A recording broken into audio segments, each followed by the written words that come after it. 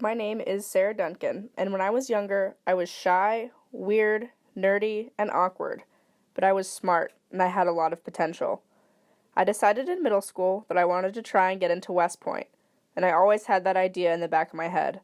I worked really hard in school, and I worked hard as a softball player, playing with the same group of girls for over a decade. But then, in the summer of my junior year, I tore my ACL, and the 10 months and 2 surgery recovery that followed shattered my confidence, and I lost my drive to be in the Army. My dad was the one who suggested I try ROTC, that I could go to college and still be an Army officer if I wanted it badly enough. So in 2015, when I got to Maryland as a freshman spring admit, I talked to Mr. McCall and enrolled in the program. It only took about 5 months for me to get my contract offer, and in the fall of 2016, I signed my contract and swore my oath to become an Army officer. My time at ROTC has changed my life, giving me experiences that not many people can say that they've had, and developing me into the career that I hope to pursue. I was very shy when I first got into the program. I never spoke up and even hoped that no one would call on me to give answers at lab. I was always picking the tactics that we learned apart, trying to understand how I fit into the grand scheme of things, first as a mere rifleman, then as a team leader, then as a squad leader, and eventually as a platoon sergeant and a platoon leader. As I went through the program, I developed more and more confidence, realizing that when they asked me questions, I actually knew the answers. And then as an MS3, being able to teach others the material that not so long ago had been completely foreign to me. I started to get more involved, signing up for volunteer details like selling programs at football games, trying to educate fans about what it is that Army ROTC is about, and the good that their donations could provide for our training. I joined the Color Guard, which was captained at the time by now First Lieutenant Sean Wallace, who taught me a lot about having fun while staying engaged and staying motivated. It was amazing being able to stand on the football field and the basketball court in front of thousands of fans to present the colors before the game. I used to always hit myself in the face with the rifle when I first joined, but I eventually got the hang of it, thanks to Sergeant Graff and his constant picking apart of my routine. One time while we were color guarding a big game against Penn State, we were at Baltimore Ravens Stadium. I was so excited to be on an NFL field in front of what was surely to be a massive crowd. During our rehearsal, though, the UMD field goal kicker had quite a mishap, sending the football nowhere near the goalpost and instead directly into my face.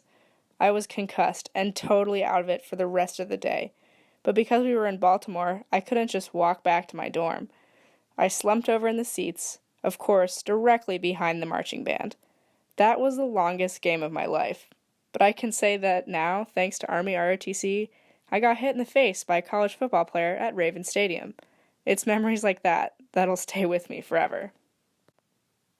Getting to color guard smaller games too, like field hockey and baseball games, was just as fun since the crowd was smaller and we could actually talk to them about ourselves and the Army.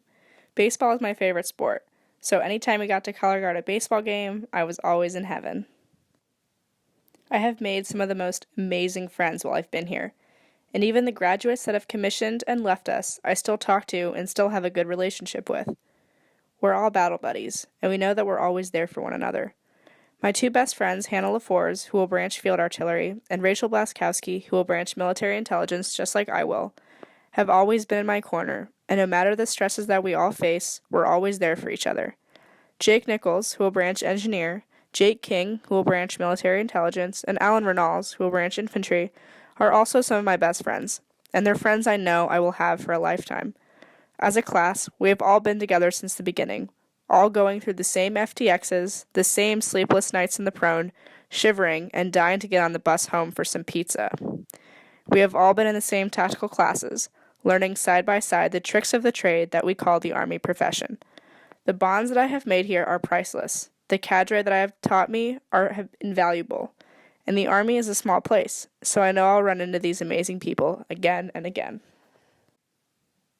The most unique experience that I was able to have was my Cultural Language and Understanding program, known as CULP from Cadet Command, and I was told I would be studying in Burkina Faso. I didn't even know that Burkina Faso was a country until I read in the portal that I was going there. A small, poor, forgotten country in West Africa, Burkina Faso was an unbelievable experience. We taught the Burkinabe cadets English, We did key leader engagements in different cities, getting to meet the local kings and even the U.S. ambassador. We ate their food, did their PT, shot AK-47s on their range, danced with them by campfires, and shared our experiences. I learned a lot about the African military. Their different tactics and different mindset made me better grasp that the U.S. military is not alone in the world, and that there are others willing to fight. Personally, I have accomplished a lot in my 3 years here. By far, what I am most proud of is overcoming personal obstacles that were put in my path at the end of my MS3 year, and still being able to complete advanced camp and then going to airborne school at Fort Benning, Georgia. In January of 2017, I was told out of nowhere that I needed hip surgery, after forming an injury from all the rucking I had been doing to prepare for the 12-miler at camp. I got the surgery in late January and started physical therapy soon after. I was on profile for the entire semester, only being able to take the APFT in May, just 2 days after my final physical therapy session. I scored a 300, shocking even myself since running had never been my strong suit even when I was healthy. I went strong into camp, completing every event as a first-time go, and even completing all the obstacles in the confidence course, something that I had never done before. As for the ruck, I did it in 3 hours and 20 minutes, another feat that I did not know I was capable of. I made great friends in my platoon, some of which I still talk to today and hope to keep in my corner for years to come. Going from the high of completing camp, 11th out of 34, I went straight to airborne school.